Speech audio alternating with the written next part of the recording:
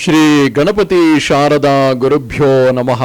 ದಿಗಂಬರಂ ಭಸ್ಮ ಸುಗಂಧಲೇಪಿತಂ ಬೋಧಾತ್ಮಕಂ ಮುಕ್ತಿವರಂ ಪ್ರಸನ್ನಂ ನಿರ್ಮಾನಸಂ ಶ್ಯಾಮತನುಂ ಭಜೇಹಂ ದತ್ತಾತ್ರೇಯಂ ಧ್ಯಾನ ಸಮಾಧಿಯುಕ್ತಂ.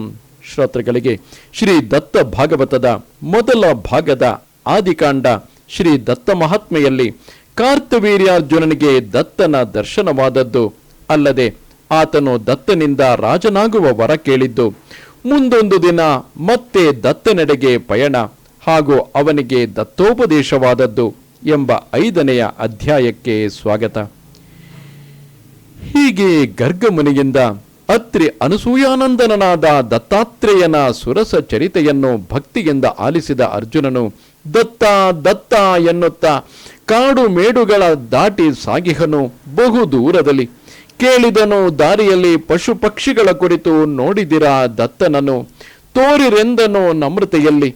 ಹೀಗೆ ಅನತಿ ದೂರದಿ ಸಾಗಲು ಗೋಪಾಲಕರನ್ನು ಕಂಡು ಕೈಮುಗಿದು ದತ್ತನಿರುವ ಮೇರುಗಿರಿಗೆ ದಾರಿ ತೋರಿಸಿರಿ ಎಂದನು ಮತ್ತೆ ನಮ್ರತೆಯಲ್ಲಿ. ಆಗವರು ಹೇಳಿದರು, ಕಾಡು ಮೇಡುಗಳಾಚೆ ಸಹ್ಯಗಿರಿಯ ಸಾಲಿಹುದು, ಅದರ ಮೇರುವಿನ ಮೇಲೆ ದತ್ತನಿಹನು, ಸಾವಧಾನದಿ ಹೋಗಿರಿ ಎಂದರು ಆ ಬಾಲರು ವಿನಯದಲ್ಲಿ. ಹೀಗೆ ಸಾಗಲು ಮುಂದೆ ದತ್ತನ ಹೆಜ್ಜೆಯ ಗುರುತುಗಳು ಸಿಕ್ಕಿರಲು ಮಣಿದನು ಹರುಷದಲ್ಲಿ ಮತ್ತೆ ಉರುಳಾಡಿದನು. ಅತ್ತ ಆಕಾಶದಲ್ಲಿ ನಿಂತ ಸುರಜನರು ಹರಸಿದರು, ಧನ್ಯ ಧನ್ಯನು ನೀನೇ ಮಹಾಭಕ್ತನೆಂದು. ಹಾಗೆಯೇ ಮುಂದೆ ಸಾಗಿ ಸಹ್ಯಗಿರಿ ಕಂಡಿರಲು ಬಲು ಹಿಗ್ಗಿ ನಡೆದನು ಗಿರಿಯೇರಿ ಮೇಲೆ. ಮುದ್ದು ಮನೋಹರ ಮೂರ್ತಿಯ ದೂರದಿಂದಲೇ ಕಂಡು ಉರುಳಾಡಿ ಹಿಗ್ಗಿದನು ದತ್ತ ದತ್ತನೆಂದು. ದತ್ತ ಪಾದವ ಹಿಡಿದು ಪ್ರೇಮಾಶ್ರುಗಳ ಸುರಿಸಿ ಗುರುಪಾದವ ತೊಳೆದನು ಮತ್ತೆ ಮತ್ತೆ ಭಕುತಿಯಲ್ಲಿ. ಬಗೆ ಬಗೆಯ ರೂಪದಲ್ಲಿ ಅಸಖ್ಯವ ತೋರಿದನು ದತ್ತನು. ಲೀಲಾಮೂರ್ತಿಯ ಪರೀಕ್ಷಿಸಿ ನೋಡಿದನು. ಆ ದತ್ತ ಲೀಲಾಮೂರ್ತಿಯು ಕಾರ್ತವೀರ್ಯನನ್ನು ಪರೀಕ್ಷಿಸಿ ನೋಡಿದನು. ಭಕ್ತನೇ ಗೆದ್ದಿರಲು ಬಿಗಿದಪ್ಪಿದನು ದತ್ತನು. ಪ್ರೀತಿಯಲ್ಲಿ ಆಲಂಗಿಸಿ ದರ್ಶನವ ನೀಡಿದನು. ಹರುಷದಲ್ಲಿ ನಗು ಮೊಗದೆ ಕೇಳೆಂದನು ವರವ. ಹೀಗೆ ದತ್ತನ ನಗು ಮೊಗದ ಭಾಷಣವನ್ನು ಕೇಳಿದ ಕಾರ್ತವೀರ್ಯಾರ್ಜುನನು ಆನಂದ ಪುಳಕಿತನಾಗಿ ತನ್ನ ಮನದಿಂಗಿತವನ್ನು ಅರುಹಿದನು. ಹೇ ಅತ್ರಿನಂದನನೇ, ನಾ ನಿನಗೆ ಮರೆಯದಂತೆ ಮಾಡು, ಉತ್ತಮ ಮತಿಯ ನೀಡು, ಸತ್ಸಂಗವನ್ನು ಪ್ರಾಪ್ತ ಮಾಡು, ಸಕಲ ಐಶ್ವರ್ಯ ಅಷ್ಟಸಿದ್ಧಿಗಳು ದೊರಕುವಂತೆ ಮಾಡು. ಅಲ್ಲದೆ ನಾನು ಬಹುಕಾಲ ರಾಜ್ಯವಾಳುವಂತೆಯೂ ಅದಕ್ಕೆ ದೇವಾನುದೇವತೆಗಳ ಸಹಾಯವಿರುವಂತೆಯೂ ವರ ನೀಡು. ನನಗೆ ಸಹಸ್ರ ಬಾಹುಗಳಿದ್ದು ನನಗಿಂತಲೂ ಪರಾಕ್ರಮಶಾಲಿಗಳು ಇನ್ನೊಬ್ಬರು ಇರದ ಹಾಗೆ ಮಾಡು. ಅಲ್ಲದೆ ನನ್ನನ್ನು ಎಲ್ಲರಿಗೂ ಸಮಭಾವದಿಂದ ನೋಡುವಂತೆಯೂ ಮಾಡು. ಗುರುರಾಯನೇ, ಸಮರ ಭೂಮಿಯಲ್ಲಿ ಸೆಣಸುತ್ತಿರುವಾಗಲೇ ನನಗೆ ಮರಣವಾಗಲಿ ಹಾಗೂ ನನ್ನ ಮರಣ ಕಾಲದಲ್ಲಿ ನಿನ್ನ ಸ್ಮರಣೆಯಾಗಿ ನಿನ್ನಲ್ಲೇ ಐಕ್ಯವಾಗುವಂತೆ ಮಾಡೆಂದೆನಲು ದತ್ತನು ಹರಸಿದನು. ಆಯಿತೆಂದನು ಹರುಷದಲ್ಲಿ. ಕಾರ್ತವೀರ್ಯಾರ್ಜುನನ ಕುರಿತು ಅತ್ರಿನಂದನನು ನಿನ್ನ ಭಕ್ತಿಗೆ ಮೆಚ್ಚಿದನು. ನೀನು ಸಪ್ತ ದ್ವೀಪಗಳಿಗೆ ಅಧಿಪತಿಯಾಗು ಎನ್ನುವಷ್ಟರಲ್ಲಿ ಅವನಿಗೆ ಸಹಸ್ರ ಬಾಹುಗಳು ಉಂಟಾದವು. ಇದನ್ನು ಕಂಡ ಕಾರ್ತವೀರ್ಯನು ದತ್ತನ ಕಾಲಿಗೆರಗಲು ಪ್ರೇಮದಿಂದ ಭಕ್ತನನ್ನು ಬಿಗಿದಪ್ಪಿದ ದತ್ತನು, ಅರ್ಜುನ, ಹೋಗು, ನೇರವಾಗಿ ನಿನ್ನ ನಗರವಾದ ಮಾಹಿಷ್ಮತಿ ನಗರಕ್ಕೆ ಹೋಗು. ಅಲ್ಲಿ ನಿನಗೆ ರಾಜಾಭಿಷೇಕವಾಗಲಿ, ನೀನು ಕೇಳಿದ ಎಲ್ಲ ವರಗಳು ಫಲಿಸಲಿ ಹಾಗೂ ನಿನ್ನ ಭಕ್ತಿಯು ವೃದ್ಧಿಸಿ ನಿನ್ನ ಕೀರ್ತಿಯು ಅಚಂದ್ರಾರ್ಕವಾಗಲಿ ಎಂದು ಹರಸಿ ಕಳುಹಿಸಿದನು ಶಿಷ್ಯೋತ್ತಮನಿಗೆ. ಅಂತೂ ದತ್ತ ಗುರುವಿನ ಕೃಪಾಶೀರ್ವಾದವನ್ನು ಹೊಂದಿದ ಕಾರ್ತವೀರ್ಯನು ಮುಂದೆ ಹೆಜ್ಜೆ ಇಡಲಾಗದೆ ನೋಡಿದನು ದತ್ತ ಗುರುಮೂರ್ತಿಯನು.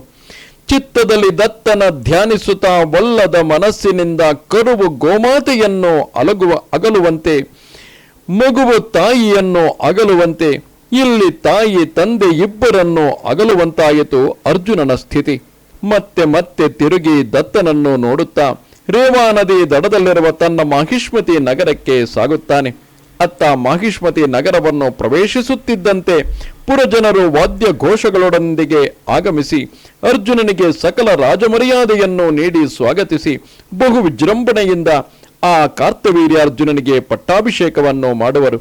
ವಿಧಿಯುಕ್ತವಾಗಿ ರಾಜನು ಬ್ರಾಹ್ಮಣರು ಬಡಬಗ್ಗರಿಗೆ ದಾನ ಧರ್ಮಗಳನ್ನು ಮಾಡಿ ಪಟ್ಟಾಭಿಷೇಕ ಕಾರ್ಯಕ್ರಮಕ್ಕೆ ಬಂದ ವಸು ರುದ್ರ ಆದಿತ್ಯ ಮುಂತಾದ ದೇವಗಣಕ್ಕೆ ಭಕ್ತಿಯಿಂದ ಸತ್ಕರಿಸಿ ಅವರಿಂದ ಆಶೀರ್ವಾದಗಳನ್ನು ಪಡೆದನು. ಮುಂದೆ ಮಾಘ ಕೃಷ್ಣ ಅಷ್ಟಮಿ ತಿಥಿಯ ದಿನವು ಅವನಿಗೆ ವರದಾನ ದಿನವಾಗಿದ್ದರಿಂದ ಪ್ರತಿ ವರ್ಷವೂ ಆ ದಿನವನ್ನು ಅನಘಾಷ್ಟಮಿ ದಿನವೆಂದು ಆಚರಿಸಿ ಅಂದು ಶ್ರೀ ದತ್ತಗುರುವನ್ನು ವಿಶೇಷವಾಗಿ ಪೂಜಿಸುತ್ತಿದ್ದನು. ಹೀಗೆ ಅತ್ರಿ ಅನಸೂಯಾತ್ಮಜನಾದ ಶ್ರೀ ದತ್ತಗುರುವಿನ ಆಶೀರ್ವಾದದಿಂದಾಗಿ ಕಾರ್ತವೀರ್ಯನು ಸಮಸ್ತ ಭೂಮಂಡಲದ ಅಧಿಪತಿಯಾದನು. ಜೊತೆಗೆ ಅತ್ಯಂತ ಪರಾಕ್ರಮಿಯೂ ತೇಜಸ್ವಿಯೂ ಅಲ್ಲದೆ ಭಕ್ತಿವಂತನೂ ಕೀರ್ತಿವಂತನೂ ಆಗಿ ಲೋಕವಿಖ್ಯಾತಿಯನ್ನು ಹೊಂದಿದನು. ಇಂತು ಗುರುದತ್ತನಲ್ಲಿ ಅಪಾರವಾದ ಭಕ್ತಿಯನ್ನು ಹೊಂದಿದ ಕಾರ್ತವೀರ್ಯನು ಮಹಾತ್ಮನಂತಿದ್ದು ಮಾಯಾಜಾಲದಿಂದ ದೂರವಾಗಿದ್ದನು. ಸದಾ ವಿವೇಕದಿಂದ ವರ್ತಿಸುವವನಾದ ರಾಜನು ಪ್ರಜೆಗಳನ್ನು ನಯ ವಿನಯದಿಂದ ನೋಡುತ್ತಿದ್ದುದರಿಂದ ಪ್ರಜಾಸಾಗರವು ಆನಂದಮಯವಾಗಿ ಜೀವನ ಸಾಗಿಸುತ್ತಿತ್ತು. ಯಾವುದೇ ಕ್ಷಾಮ ಡಾಮರಗಳು ತಲೆದೋರದ ಸಮಸ್ತ ಭೂಮಂಡಲದೊಳಗೆ ಕಾರ್ತವೀರ್ಯನು ಸುಮಾರು 84,000 ವರ್ಷ ರಾಜ್ಯಭಾರ ಮಾಡಿದನೆಂದು ಶ್ರೀ ದತ್ತ ಮಹಾತ್ಮೆಯಿಂದ ತಿಳಿದು ಬರುತ್ತದೆ. ಹೀಗೆ ಶ್ರೀ ದತ್ತನ ಅನುಗ್ರಹದಿಂದಾಗಿ ಸಪ್ತ ದ್ವೀಪಗಳಿಗೆ ಅಧಿಪತಿಯಾಗಿ ರಾಜ್ಯಭಾರವನ್ನು ಮಾಡುತ್ತಿದ್ದ ಕಾರ್ತವೀರ್ಯನು ಯಾವಾಗಲೂ ದತ್ತನ ಚಿಂತನೆಯಲ್ಲಿಯೇ ಕಾಲ ಕಳೆಯುತ್ತಿದ್ದನು. ಹೀಗಿರಲು ಬಹಳ ದಿನಗಳ ನಂತರ ಮುಂದೊಂದು ದಿನ ಕಾರ್ತವೀರ್ಯನು ತನ್ನ ಹಾಸಿಗೆಯಲ್ಲಿಯೇ ಏಕಾಗ್ರಚಿತ್ತನಾಗಿ ಕುಳಿತಿರುವಾಗ ಭಾವನಾ ಮನಸ್ಸಿನಲ್ಲಿ ಅವನಿಗೆ ವಿರಕ್ತಿಯು ಜಾಗೃತವಾಗಿ ನಾನು ಇಲ್ಲಿಯವರೆಗೆ ಮಾಡಿದ್ದು ಯಾವ ಪುರುಷಾರ್ಥ ಸಾಧನೆಗಾಗಿ, ಕೇವಲ ಐಹಿಕ ಸುಖಕ್ಕಾಗಿ ದತ್ತನಿಗೆ ರಾಜ ಪದವಿಯ ವರವನ್ನು ಬೇಡಿ ಪ್ರಾಪಂಚಿಕವಾಗಿ ಬಾಳಿದೆನೇ ಹೊರತು ಪರಮಾರ್ಥವನ್ನು ಸಾಧಿಸಲಿಲ್ಲ. ಕುಬೇರನಲ್ಲಿಗೆ ಹೋಗಿ ಅಕ್ಕಿಯ ತೌಡನ್ನು ಬೇಡಿದಂತಾಯಿತು. ಗುರು ಸನ್ನಿಧಿಯ ಸುಖದಲ್ಲಿದ್ದು ಜ್ಞಾನ ಮಾರ್ಗವನ್ನು ಅರಸದೆ ಅಜ್ಞಾನದಲ್ಲಿ ಏನೇನೋ ವರಪಡೆದು ಬಹುಕಾಲದಿಂದಲೂ ವ್ಯರ್ಥ ಕಾಲಹರಣ ಮಾಡಿದೆ. ಕಣ್ಣಿದ್ದು ಕುರುಡನಾದೆ. ಇಲ್ಲಿ ನನ್ನನ್ನು ಉದ್ಧರಿಸುವವರು ಯಾರೂ ಇಲ್ಲ. ಯಾರೂ ನನ್ನನ್ನು ಮುಕ್ತಿ ಪಥಕ್ಕೆ ಕೊಂಡೊಯ್ಯಲಾರರು. ಹೀಗೆ ತೀವ್ರ ವಿರಕ್ತ ಭಾವವನ್ನು ತಳೆದ ಅರ್ಜುನನು ತೆರಳಿದನು.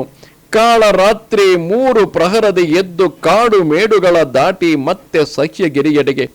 ಅತ್ತ ಎಲ್ಲ ಬಲ್ಲವನಾದ ಅತ್ರಿನಂದನನು ಕೇವಲ ಭಕ್ತನ ಪರೀಕ್ಷೆಗಾಗಿ ಪೂರ್ಣ ಧ್ಯಾನದಲ್ಲಿ ಮಗ್ನನಾಗಲು ಅರ್ಜುನನು ಬಂದಿಹನು. ದತ್ತನು ಏಳಲೇ ಇಲ್ಲ. ಸ್ತುತಿಸುತಿಹನು ಗುರುವರನ ನತಮಸ್ತಕನಾಗಿಹನು. ಆದರೇನು ಗುರುವರನು ಕಣ್ತೆರೆಯಲಿಲ್ಲ. ದತ್ತ ದತ್ತ ಗುರುವೇ ಶರಣಾಗಿ ಬಂದಿಹನು. ಸರ್ವರಕ್ಷಕ ನೀನು ಕಣ್ತೆರೆದು ನೋಡೆನ್ನುತ್ತಾ ಅರ್ಜುನನು ಗುರುಪಾದದಿ ಉರುಳಾಡತೊಡಗಿದನು. ಹೇ ಅತ್ರಿನಂದನನೇ, ಕಾಲ ಸರ್ಪದಿಂದ ಕಚ್ಚಲ್ಪಟ್ಟ ನಾನು ಸಂಸಾರ ಸಾಗರದಲ್ಲಿ ಬಿದ್ದು ಒದ್ದಾಡಿ ಬಂದಿರುವೆನು. ಕಾಪಾಡು ಕಾಪಾಡು ಎಂದನು ಕರುಣದಲ್ಲಿ. ಅಷ್ಟರಲ್ಲಿ ರಾತ್ರಿ ಮುಗಿದು ಅತ್ತ ಬೆಳಕು ಹರಿಯುತ್ತದೆ.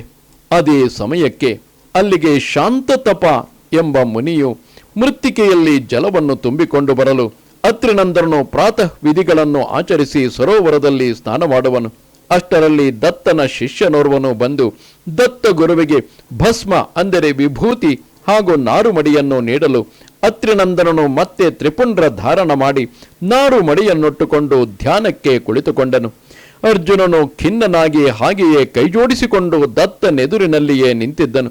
ಅತ್ತ ಅರ್ಜುನನ ಸ್ಥಿತಿಯನ್ನು ಕಂಡ ಶಾಂತತಪ ಮುನಿಯು ದತ್ತ ಗುರುವರನಿಗೆ ಕೈಮುಗಿದು, ಹೇ ದತ್ತರಾಯ, ಅರ್ಜುನನೆಂಬ ಭಕ್ತನೋರ್ವನು ನಿಮ್ಮ ಸಮ್ಮುಖದಲ್ಲಿ ನಿಂತು ಜಾಗರಣ ಮಾಡುತ್ತಿಹನು ಎಂದು ಅರ್ಜುನನತ್ತ ಸನ್ನೆ ಮಾಡಿ ತೋರಲು ಮಹಾಮಹಿಮನಾದ ದತ್ತನು ಏನು ಬೇಕು ಕೇಳು ಎಂದನು.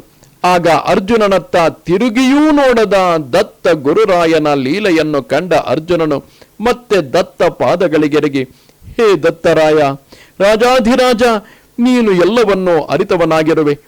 ಇನ್ನೂ ನನ್ನನ್ನು ಪರೀಕ್ಷಿಸದಿರು. ನನಗೀಗ ಜ್ಞಾನದಾಹವಾಗಿದೆ. ಅದಕ್ಕೀಗ ಜ್ಞಾನ ಭಿಕ್ಷೆಯನ್ನು ನೀಡಿ ಉದ್ಧರಿಸು ತಂದೆ. ಅರಿಯದೆ ನಾನು ಆತ್ಮ ಸುಖವನ್ನು ಬೇಡದೆ ಐಹಿಕ ಸುಖವನ್ನು ಬೇಡಿ ಕೆಟ್ಟೆನು. ಕ್ಷಮಿಸು ಕರುಣಾಧರಣೆ. ಈಗ ನೀನೇ ನನ್ನ ಕೈ ಹಿಡಿದು ಉದ್ಧರಿಸುವವನಾಗು.